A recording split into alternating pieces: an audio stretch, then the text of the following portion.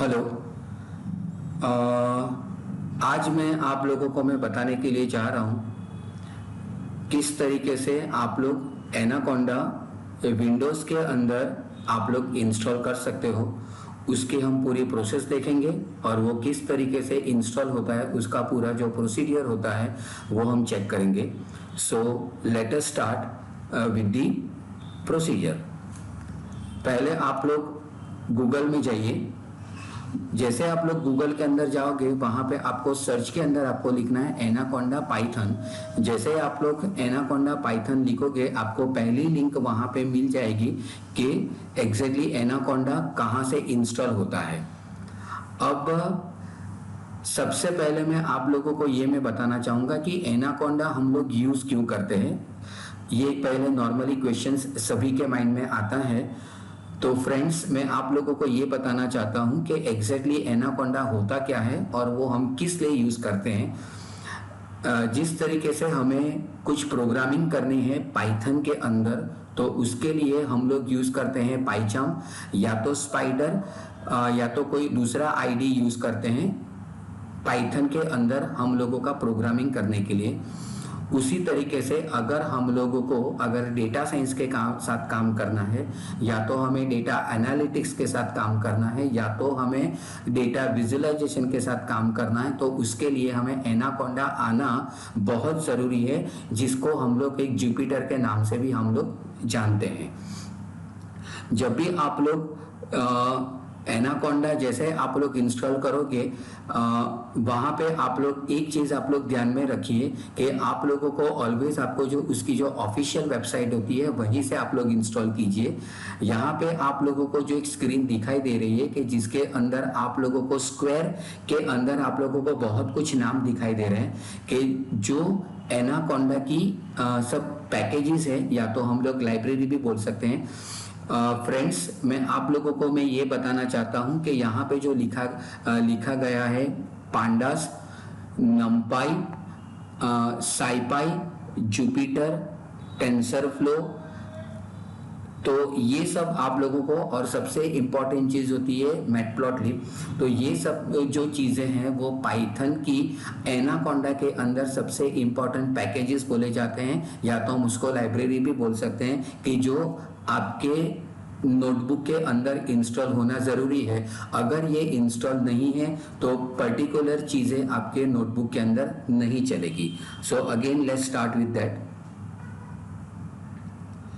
Okay, मैं आप लोगों को मैं दूसरी एक चीज़ में बताना चाहूँगा कि जब भी आप लोग एनाकोंडा आप इंस्टॉल करोगे, तो आप लोगों को एक स्क्रीन दिखाई देगी जिसको हम लोग बोलते हैं एनाकोंडा नेविगेटर। तो एनाकोंडा नेविगेटर के अंदर हमें जो चीज़ हमें एक्टिव करनी है, वहाँ पे जाके आप लोगों को वो बटन के ऊपर जाके आप लोगों को लॉन्च जो बटन आता है वो आप लोगों को वहाँ पे प्रेस करना पड़ेगा। अब जैसे मैंने जैसे कहा कि हम लोग इंस्टॉलेशन देखेंगे, यहाँ पे मैंने इंस्टॉल एनाकोंडा के ऊपर क्लिक किया हुआ है। उसके बाद आप लोगों को ये चेक करना है कि आप लोगों का प्लेटफॉर्म कौन सा है। प्लेटफॉर्म का मतलब होता है कि वेदर आप लोग विंडोज़ के ऊपर काम करते हो, मैक ओएस के ऊपर काम करते हो, या लिनक्स के ऊपर काम करते हो। तो अकॉर्डिंग टू योर प्लेटफॉर्म आप लोगों को एनाकोंडा का जो इंस्टॉलर है उसको क्लिक करना है। उसके बाद आप लोगों को चेक करना है कि आपका प्लेटफॉर्म 32 बिट है या तो 64 बिट है। वो आप लोग देख के उसके हिसाब से आप लोग कर सकते हो। पहली चीज़ मैं आप लोगों को मैं बताना चाहूँगा, यहाँ पे बहुत इंपॉर्टेंट है कि आप लोग जो एनाकोंडा इंस्टॉल करते हो वो 2.7 के बेस के ऊपर करते हो या तो 3.7 के बेस के ऊपर करते हो। मैं यहाँ पे जो इंस्टॉलेशन करने के लिए जा रहा हूँ वो लेटेस्ट वर्जन के ऊपर है। तो मैं यहाँ पे 64 बिट ग्राफिकल इंस्टॉलेशन के ऊपर मैं क्लिक करता हूँ। जो 466 MB का है वो थोड़ा ध्यान में रखिए। जब भी आप लोग इंस्टॉलेशन करते हो तो ध्यान में रखना कि उसकी साइज कितनी है, कहाँ पे इंस्टॉल होता है, वो सब कुछ आप लोगों को जानना ज़रूरी होता है। और अगर आप लोगों को ये भी चेक करना है कि मैं कौन से प्लेटफॉर्म के ऊपर काम कर रहा हूँ, तो आप माई पीसी के अंदर या तो दिस पीसी के ऊपर जाके आप लोग प्रॉपर्टी के अंदर जाओ, और प्रॉपर्टी के अंदर आप लोगों को पता चल जाएगा कि मेरे लैपटॉप का 8 GB रैम है, 64 बिट उसका प्रोसेसर है, और मेरा विंडोज 10 उसका लाइसेंस वर्जन है। तो यहाँ से भी आप लोग देख सकते हो। इन बिटवीन जब तक इंस्टॉलेशन का प्रोसेस चलता है, मैं आप लोगों को ये बताना चाहूँगा कि नॉर्मली आप लोग जो एनाकोंडा जो नॉर्मली यूज़ करते हो वो डेटा एनालिटिक्स के लिए, डेटा साइंस के लिए और डेटा विजुअलाइजेशन के लिए यूज़ होता है, कि जिसके अंदर हम लोग एक नोटबुक के अंदर काम करेंगे। नोटबुक एक आप लोगों का एक एक्सेल जैसा ही है, कि जिसके अंदर आप लोगों को सेल मिलेगा, और वो सेल के अंदर आप लोगों को अपना लॉजिक लिखना है या तो आपका कोड लिखना है। So let's wait for 1 or 2 minutes. It is in process right now.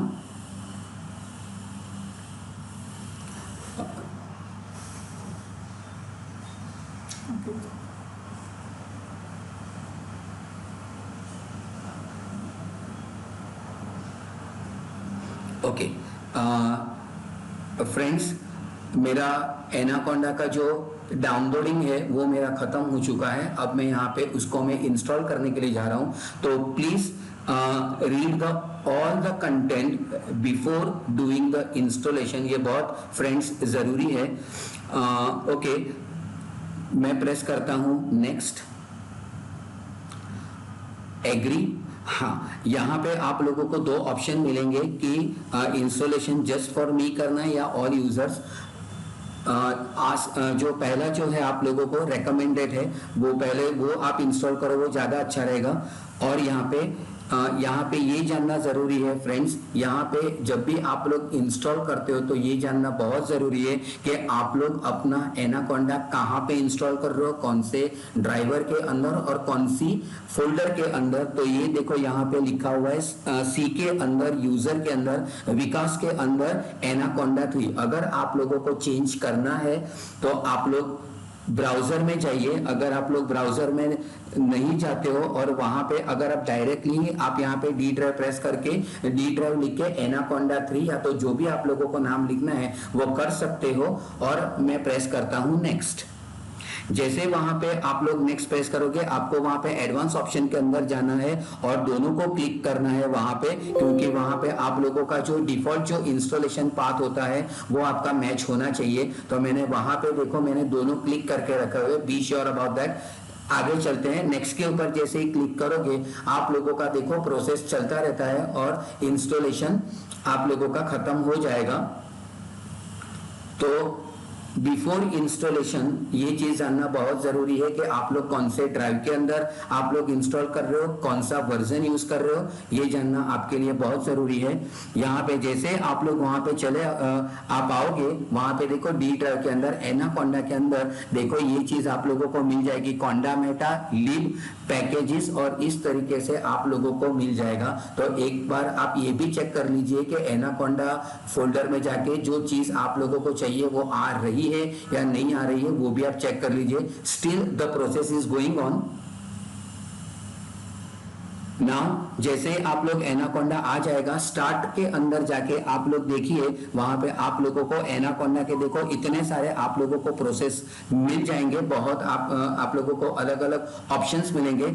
आप लोगों को जाना है एनाकोंडा नेविगेटर के अंदर, बट स्टिल हम लोग वेट करते हैं क्योंकि अभी भी प्रोसेस चल रही है। ओके, जैसे यहाँ पे आप लोगों का प्रोसेस खत्म हो जाएगा, वहाँ पे आप लोगों को कंप्लीटेड का एक ऑप्शंस आप लोगों को मिल जाएगा। जैसे आप नेक्स्ट प्रेस करोगे, यहाँ पे आप लोगों को यहाँ पे देखो फिनिश का भी एक ऑप्शन आ रहा है आपको। तो जैसे आप लोग फिनिश करोगे, यहाँ पे हमारा एनाकोंडा का जो इंस्टॉलेशन जो प्रोसेस होता है वो कंप्लीट हो जाता है। अब हम लोग देखेंगे उसको यूज कैसे करना है। तो पहले आप लोग स्टार्ट में जाइए, वहां पे आप लोगों को एनाकोंडा करके एक ऑप्शन मिल जाएगा। तो जैसे आप यहाँ पे एनाकोंडा में जाओगे तो देखो यहाँ पे बहुत सारे पैकेजेस या तो जो इंस्टॉलेशन के जो लाइब्रेरीज होती है या तो पैकेजेस होते हैं वो आपको मिल जाएगी। एनाकोंडा नेविगेटर के ऊपर जैसे आप लोग क्लिक करोगे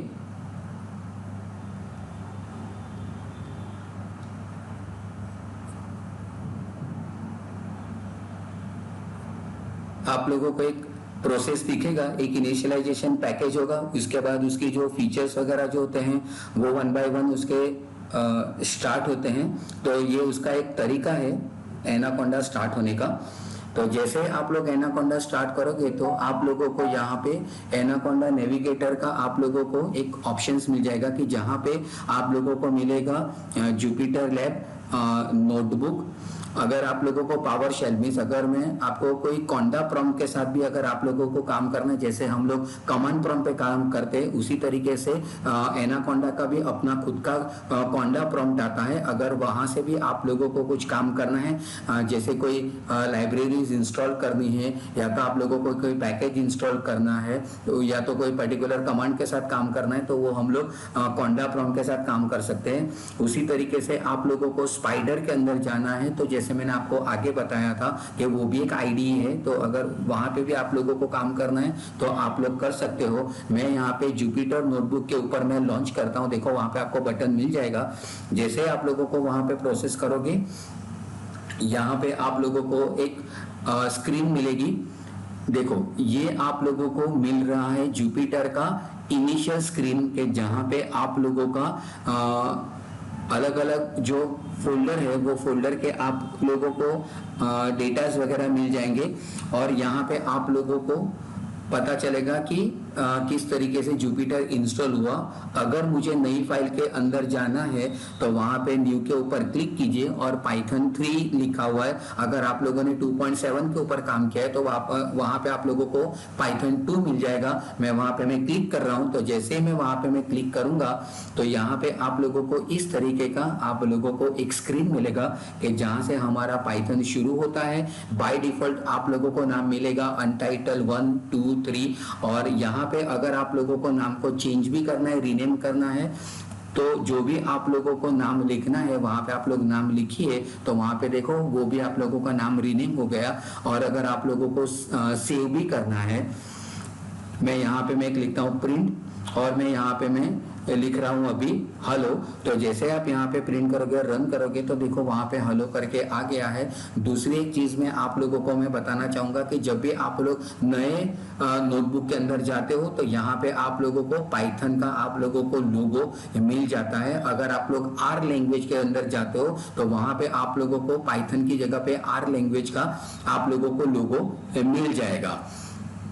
तो इस तरीके से हम लोग अगर आप लोगों ने कोई भी फाइल का अगर आप लोगों ने कोड लिखा है, अगर उसको सेव करना है तो वहां पे आप लोग यहाँ पे सेव एज भी कर सकते हैं या तो सेव एंड चेक पॉइंट वो भी ऑप्शन है, तो वहां पे भी लग जाके आप लोगों अपनी कोडिंग को हम लोग सेव कर सकते हैं। So this is the ends with how to install the Anaconda. Thank you.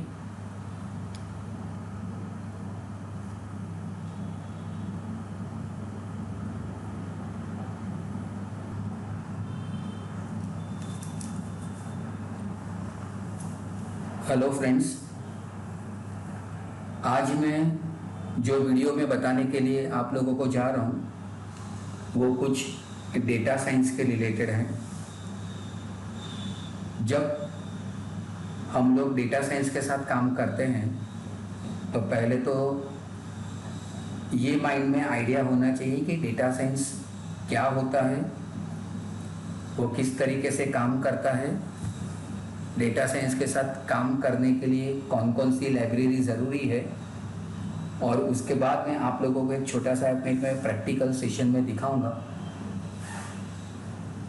लेकिन सबसे पहले हम लोग ये चेक करते हैं कि एग्जैक्टली डेटा साइंस की लाइफ साइकिल क्या होती है।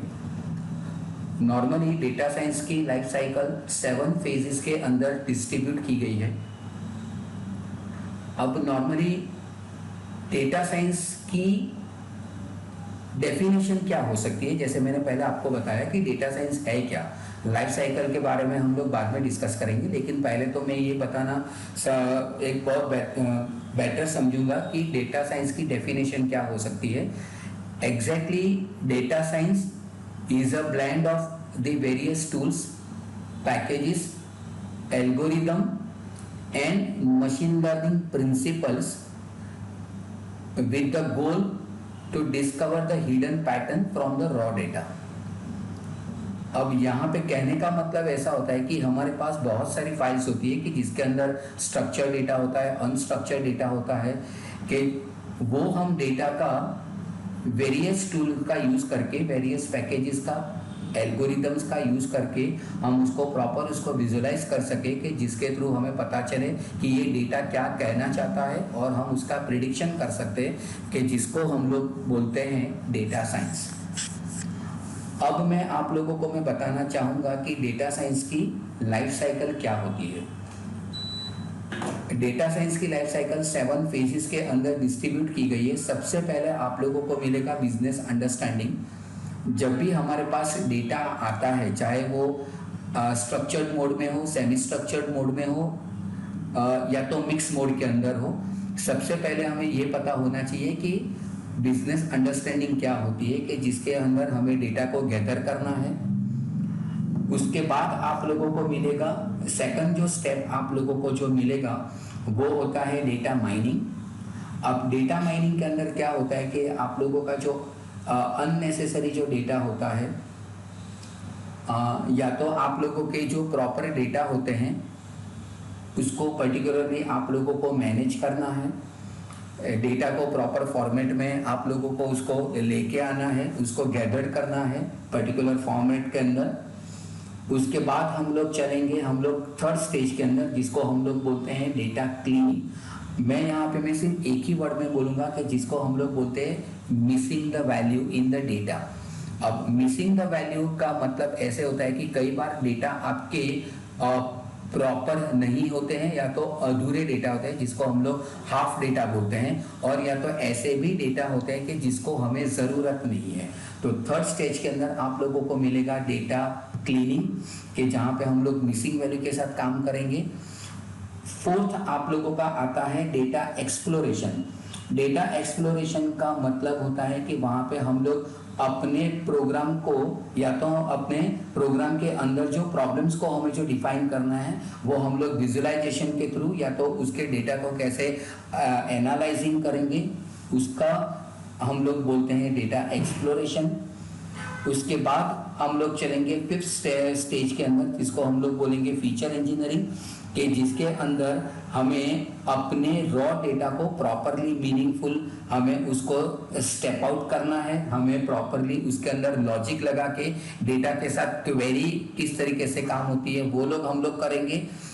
सिक्स्थ स्टेज के अंदर हम लोग मॉडलिंग के साथ काम करेंगे। मॉडलिंग का मतलब होता है लीनियर रिग्रेशन, KNN, और दूसरे भी बहुत सारे होते हैं, जैसे बायस का होता है, सुपरवाइज्ड लर्निंग, अनसुपरवाइज्ड लर्निंग।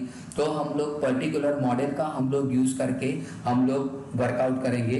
और 7th स्टेप जो आपका आता है वो सबसे इम्पॉर्टेंट माना जाता है, जिसको हम लोग बोलते हैं विजुअलाइजेशन, कि हम लोग अलग अलग ग्राफ और चार्ट का हम लोग यूज करके हम अपने डेटा को प्रॉपर इंटरेक्शन मोड के अंदर हम लोग लेके क्लाइंट के साथ हम लोग उसके साथ इंटरेक्शन हम लोग कर सकते हैं।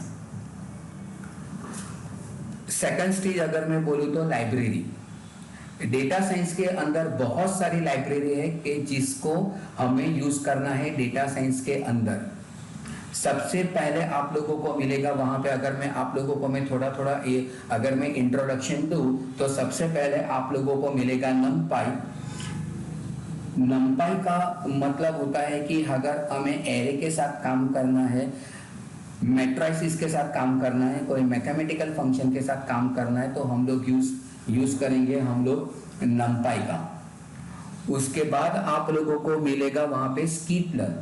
स्कीट-लर्न नॉर्मली यूज होता है क्लासिफिकेशन, रिग्रेशन, SVM जिसको हम लोग बोलते हैं सपोर्ट वेक्टर मशीन, और दूसरा आता है रैंडम फॉरेस्ट। अब ये जो चीजें हैं वो नॉर्मली मशीन लर्निंग के लिए यूज होती है, ये जो हम लोग डेटा साइंस के साथ भी हम लोग काम कर सकते हैं। तीसरा हम लोग बोलेंगे पांडास।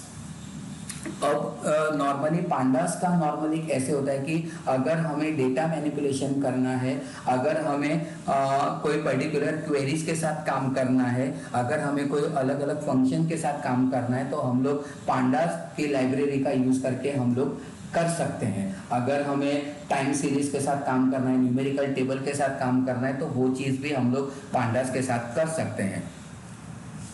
नेक्स्ट अगर मैं लाइब्रेरीज की मैं बात करूं तो आप लोगों को मिलेगा मैटप्लॉटलिब। सबसे इंपॉर्टेंट लाइब्रेरी गिनी जाती है डेटा साइंस के अंदर, जहां पे आप लोग विजुअलाइजेशन कर सकते हो, कि जिसके अंदर बहुत कुछ आप लोगों को मिलेगा। प्लॉटलिब मिलेगा, मैटप्लॉटलिब मिलेगा। सीबर्न के साथ काम करना हो आप लोगों को तो वो सब कुछ आप लोगों को मिलेगा। यहाँ पे जैसे आप लोगों को मिलता होगा बोके करके, तो बोके भी एक तरह का एक विजुअलाइजेशन टूल है कि जिसके अंदर आप लोगों को काम करना है तो वो भी आप लोग कर सकते हो।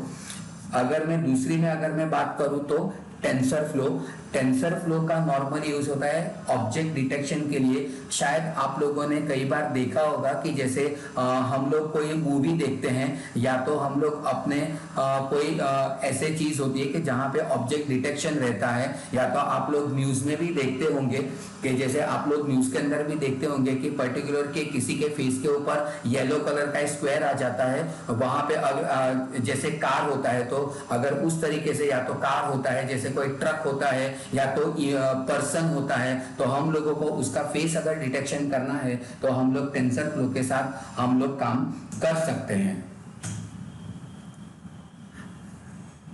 दूसरी अगर मैं बात करूं तो जुपिटर की। जुपिटर एक ऐसी चीज है कि जिसके अंदर हमें एनाकोंडा के साथ हमें काम करना पड़ेगा। आप लोग जैसे ही एनाकोंडा आप इंस्टॉल करोगे तो आप लोगों को जुपिटर आप लोगों को मिल जाएगा। यहाँ पे आप लोगों को दिखता होगा कि ये मैंने जुपिटर एनाकोंडा नेविगेटर आप लोगों को सामने दिख रहा है। तो जैसे आप लोग जुपिटर ऊपर के लॉन्च के ऊपर क्लिक करोगे, वहां पे आप लोगों को एक नोटबुक मिल जाएगी कि जिसके अंदर आप लोगों को कोडिंग लिखनी है। यहाँ पे देखो आप लोगों को एक स्क्रीन है, वहां पे आप लोगों को दिखता होगा ये एक इनिशियल स्क्रीन है कि ये आप लोगों को दिखेगी। उसके बाद आप लोग जैसे ही फाइल के अंदर जाके आप लोग न्यू करोगे तो आप लोगों को एक नई नोटबुक मिल जाएगी कि जिसके अंदर हम लोग देखेंगे कि किस तरीके से हम लोग डेटा साइंस के साथ हम लोग काम कर सकते हैं।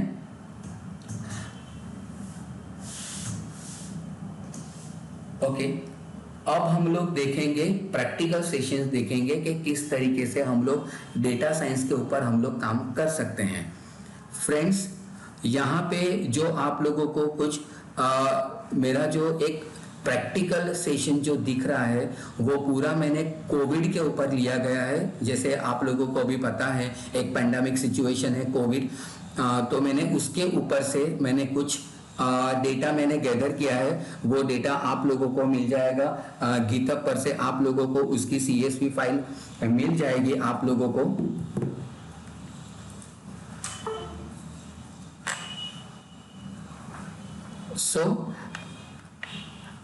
यहाँ पे आप लोगों को एक फाइल आप लोगों को मिल जाएगी। यहाँ पे देखो मैंने कुछ लिखा हुआ है। यहाँ पे अगर आप लोगों को डेटा साइंस के साथ अगर आप लोगों को काम करना है तो सबसे पहले आप लोगों को ये पांडास की पैकेज को आप लोगों को इंपोर्ट करना पड़ेगा, वो बहुत ज़रूरी है। मैंने यहाँ पे कुछ फाइल्स है, कुछ CSV फाइल है, वो मैं CSV फाइल लेके आया हूँ गिटहब में से कि जिसके अंदर करंट जो कोविड की जो सिचुएशन चल रही है, पैंडेमिक सिचुएशन जो चल रही है, उसके रिलेटेड आप लोगों को कंफर्म डेथ रिकवरी और कौन कौन सी कंट्री में से किसका उन लोगों का डेटा है, तो वो आपको सब कुछ आप लोगों को मिल जाएगा।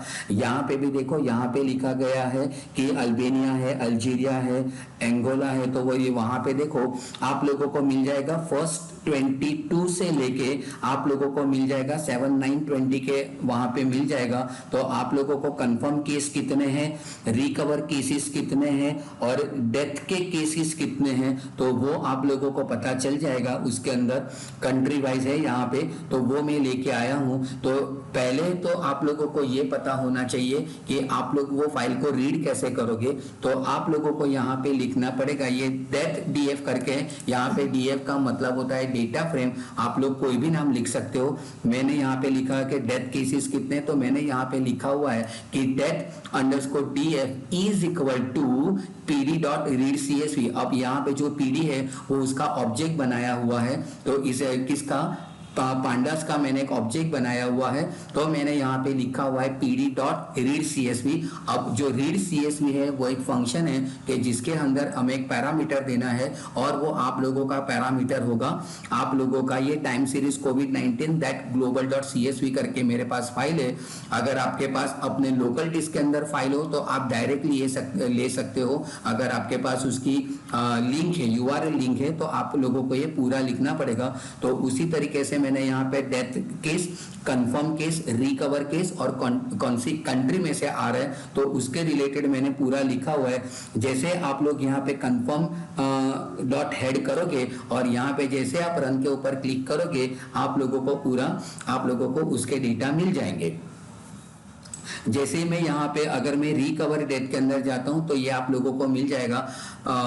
नॉर्मली आप लोगों को जैसे आप हेड लिखते हो यहाँ पे दो फंक्शन आते हैं, एक आता है हेड और दूसरा टेल। अगर आप लोग यहाँ पे हेड लिखते हो तो बाय डिफॉल्ट आप लोगों को 5 ही, आप लोगों को पहले 5 आप लोगों को डेटा मिलेंगे। अगर आप लोग टेल लिखते हो तो लास्ट आप लोगों के जो 5 डेटा है वो ही मिलेंगे।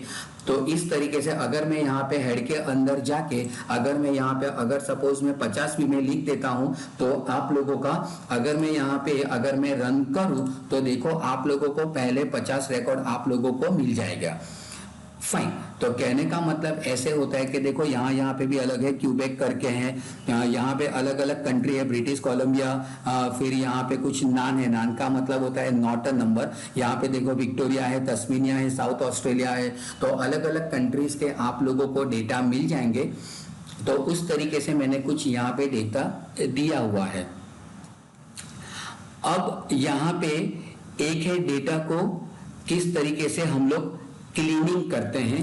क्लीनिंग का मतलब होता है कि हम लोगों को डेटा को हम लोग डिस्ट्रीब्यूट करते हैं और उसके अंदर आप लोगों को जो प्रॉपर डेटा है, पर्टिकुलर जो फॉर्मेट के अंदर हमें डेटा चाहिए वो मैं लेके आया हूं। कि जैसे यहाँ पे लिखा गया है यहाँ पे कि आपका जो कंट्री का जो डीएफ जो कॉलम है आप लोगों का, पहली बात मैं आप लोगों को मैं बता देना चाहता हूँ, ये बहुत इंपॉर्टेंट है कि यहाँ पे देखो ये यहाँ पे कुछ डेटा है और उसके अंदर अलग अलग कॉलम है कि कंट्री, रीजन है, प्रोविंस है, स्टेट है, यहाँ पे उसका लैटिट्यूड है, लॉन्गिट्यूड है और उसके कौन से डेट के ऊपर कितना डेट हुआ है, उसका कितना रिकवर है, वो पूरा आप लोगों को यहाँ से मिल जाएगा। तो यहाँ पे मैंने कुछ कॉलम के जो मैंने नाम है जिसको मैंने रीनेम किया हुआ है, तो यहाँ पे ये भी एक जानना जरूरी है। और वो भी नाम मैंने किया हुआ है इसके अंदर लोअर केस के अंदर। तो ये मैंने देखो आप लोगों को एक फंक्शन मिल जाएगा स्ट्रिंग डॉट लोअर करके जिसके थ्रू आप लोग अपने पूरे कॉलम को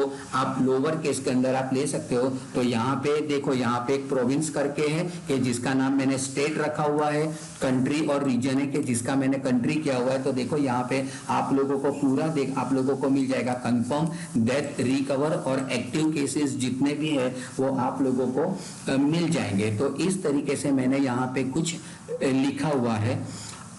नाउ सबसे ज्यादा इंपॉर्टेंट चीज ये है, शायद आप लोगों को पता होगा कि कई बार हम लोग वर्ड यूज करते हैं डैशबोर्ड। तो ये मैंने एक डैशबोर्ड बनाया हुआ है कि जिसके अंदर मैंने सम किया हुआ है कि टोटल कंफर्म केस कितने हैं, टोटल डेथ केसेस कितने हैं, रिकवर्ड केस कितने हैं और एक्टिव केस कितने हैं। लेकिन यहाँ पे मुझे एक फंक्शन का यूज करना है सम करके, जैसे मैंने ऊपर मैंने लिया हुआ है लोअर करके जो एक फंक्शन है, तो उसी तरीके से यहाँ पे भी देखो रीजन करके भी एक फंक्शन है। तो उसी तरीके से यहाँ पे भी आप लोगों को एक सम नाम का फंक्शन मिल जाएगा कि जहां से आप लोगों को टोटल कंफर्म केस मिलेंगे, डेथ केसेस मिलेंगे, रिकवर केसेस मिलेंगे और एक्टिव केस मिलेंगे। और यहाँ पे जो मेरा जो नेक्स्ट सेल है, यहाँ पे मैं आप लोगों को ये एक मैं बताना चाहूंगा कि इसको बोलते हैं कि एक सेल, यहाँ पे देखो लिखा गया है LN7 LN8, तो ये आप लोगों का लाइन नंबर है। तो यहाँ पे आप लोगों को ये सेल मिलेंगे और ये पूरे ये मेरा जो वेरिएबल है, ये जैसे कंफर्म टोटल है, डेथ है, रिकवर है और एक्टिव है, वो मैंने यहाँ पे HTML का यूज करके मैंने उसको पूरा एक डिजाइनिंग फॉर्मेट में लेके आया हूँ, जिसको हम लोग बोलते हैं डैशबोर्ड। अब वो मैं कैसे लेके आया हूँ, तो सबसे पहले आपके पास ये लाइब्रेरी होनी चाहिए जिसको हम लोग बोलते हैं IPython। तो यहाँ पे ipython.core.display करके लेके आया हूँ। अगर आप लोगों को डेटा साइंस के अंदर HTML का भी यूज करना है या तो CSS का भी यूज करना है तो हम लोग कर सकते हैं। आप लोग देख सकते हो यहाँ पे मैंने कुछ लिखा हुआ है डिस्प्ले, वो एक आप लोगों का पैकेज है यहाँ पे कि जिसके अंदर HTML के फंक्शन के अंदर मैंने डिवीजन का यूज करके, बैकग्राउंड का यूज करके, ये नॉर्मली CSS के अंदर आता है। जैसे मैंने पहले आप लोगों को बताया कि डेटा साइंस के अंदर आप लोगों को अगर पर्टिकुलरली HTML CSS का यूज करके अगर डैशबोर्ड बनाना हो तो आप लोग बना सकते हो, कि जिसके अंदर मैंने लिखा है कि बैकग्राउंड कलर कौन सा ये होना चाहिए, पैडिंग क्या होना चाहिए, और मेरे जितने भी जो वेरिएबल है वो मैंने सब वेरिएबल को मैंने यहाँ पे उसको मैंने मर्ज कर दिया है, उसको मैंने कॉन्केट कर दिया है। तो इसके यहाँ पे मेरा स्पान शुरू होता है, यहाँ पे मेरा स्पान शुरू हो जाता है, यहाँ पे मेरा स्पान खत्म हो जाता है, यहाँ पे मेरा डिवीजन स्टार्ट हो रहा है, यहाँ पे मेरा डिवीजन खत्म हो रहा है, और पूरा HTML का मेरा पूरा यहाँ पे एक मेरा कोड खत्म होगा। जैसे आप इसको रन करोगे तो आप लोगों को मिल जाएगा कि टोटल कितने कंफर्म केस है, कितने डेथ केसेस है, कितने एक्टिव केस है और कितने रिकवर है। अगर आप लोगों को कलर के साथ काम करना है तो आप लोग अलग अलग कलर का देखो, जैसे मैंने यहाँ पे लिखा है, मैंने लाइट ग्रीन, पिंक, रेड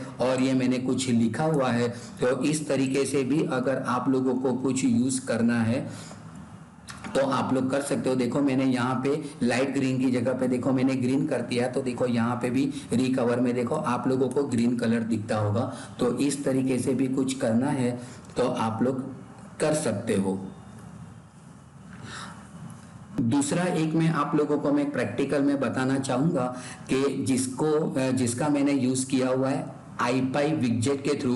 पहले मैं आप लोगों को उसका आउटपुट दिखा देता हूं तो वो आपके लिए ज़्यादा बेटर रहेगा। यहाँ पे देखो हर एक कंट्री का दिखा गया है। यहाँ पे ये US का है, ब्राज़ील का है, इंडिया का है, रशिया का है। तो ये यहाँ पे देखो, जैसे मैं यहाँ पे उसको मैं अलग अलग पॉइंट पे लेके जाऊंगा तो यहाँ पे देखो एक ही कंट्री दिखा रहा है। अब जैसे मैं यहाँ पे अगर मैं यहाँ पे 9 तक या तो मैं 10 तक अगर मैं लेके जाता हूँ या तो 11 तक, तो यहाँ पे देखो आप लोगों को उस तरीके से आपका जो चार्ट है वो डायनामिकली आप लोगों का अपडेट होगा। अगर मैं ज्यादातर में यहाँ पे मैं लेके जाता हूँ, देखो जैसे मैंने 30 तक लेके गया तो देखो यहाँ पे Turkey, France, Italy, Pakistan, Spain, Mexico, वो सब आप लोगों को दिखाई देगा।